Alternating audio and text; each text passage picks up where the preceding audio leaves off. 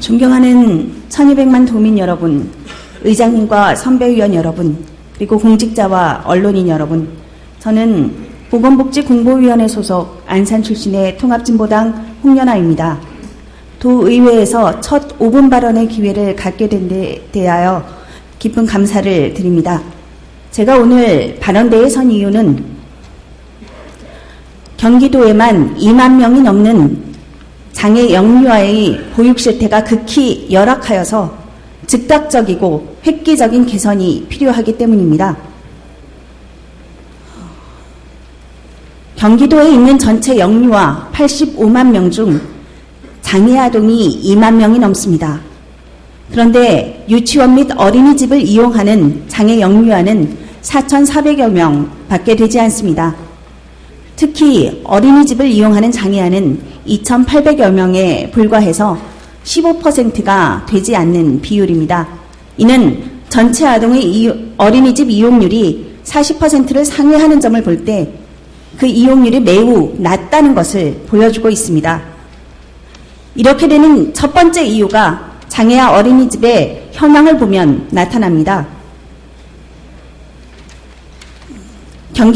경기도에 있는 장애아 전담 어린이집은 불과 17개밖에 되지 않습니다. 절반이 넘는 16개 시군에 장애아 전담 어린이집이 단 한 개도 없습니다. 전체 어린이집 중에서 장애아 전담 어린이집은 0.1%의 비율밖에 되지 않아서 전국 평균인 0.4%에 크게 못 미치고 있습니다. 통합 어린이집까지 합쳐도 2.0%밖에 되지 않아서 전국 평균인 2.4%에도 미치지 못하고 있습니다. 또한 장애아 전담과 통합 어린이집을 이용하는 아이들은 1,500명이 안 됩니다. 이것은 전국 평균보다 무려 1.5배나 많은 숫자가 장애아와 관련한 전담 인력과 전문 프로그램 그리고 시설이 마련되지 않은 일반 어린이집에서 보육되고 있다는 것을 나타내고 있습니다. 3번 시설 유형별 장애 영유아 이용 현황을 보시면 알 수 있는데요. 이는 통합 어린이집이 특수교사 채용 의무가 없는 9명 미만을 보육하고 있어서 실제 특수교사가 없는 장애아 통합 어린이집이 절반을 넘고 있다는 것을 보여주고 있습니다. 밑에 있는 어린이집 유형별 서비스 내용의 차이를 보시면 특수교사가 부족할 뿐만 아니라 치료사는 통합 어린이집에 단 한 명도 지원되지 않고 있다는 것을 알 수 있습니다. 이것은 결국 경기도의 많은 장애아들이 전국 평균에도 미치지 못하는 부적절하고 부족한 보육 서비스를 받고 있다는 것을 나타냅니다. 이러한 현실 속에서 결론을 내리고자 합니다. 이 결론을 위해서는 몇 가지 전제가 필요합니다.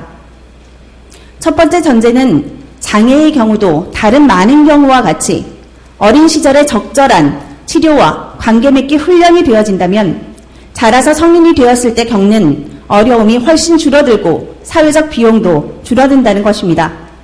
또한 장애아를 키우는 가정의 경우 경제적 어려움을 겪는 경우가 다른 가정의 경우보다 훨씬 더 많고 경제활동을 원하더라도 장애아 보육으로 인해 할 수 없는 경우가 더 많아서 악순환이 되고 있다는 현실을 인지하는 것이 필요합니다. 그리고 장애아 보육은 장애아의 상태와 부모의 요구에 따라 적절한 보육 유형이 있고 시설의 유형도 있어서 전담 또는 통합이 좋다고 일반화하기 어려운 점이 있습니다. 대개 중증 장애아의 경우 여러 가지 이유로 통합 어린이집을 이용하기가 매우 어려운 실정입니다.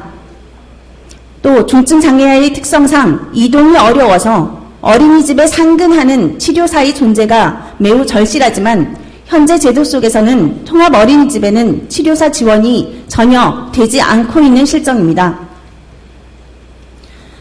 세 번째 전제로 장애에 대한 편견이라는 사회적 의식 수준이 근본적으로는 당연히 개선되어야 하지만 정책을 수립하는 데 있어서는 현재의 사회적 의식 수준을 또한 반영하는 것이 필요하다는 점입니다.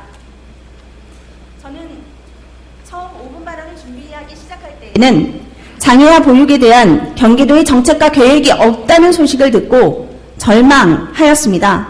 그러나 다행히도 경기도가 발주한 경기도 장애아 보육 지원 방안 연구 용역이 진행 중이라는 소식에 매우 반가웠습니다. 그러나 연구가 제대로 되는 것과 함께 실질적으로 정책과 예산에 즉시 반영되는 것이 매우 절실합니다.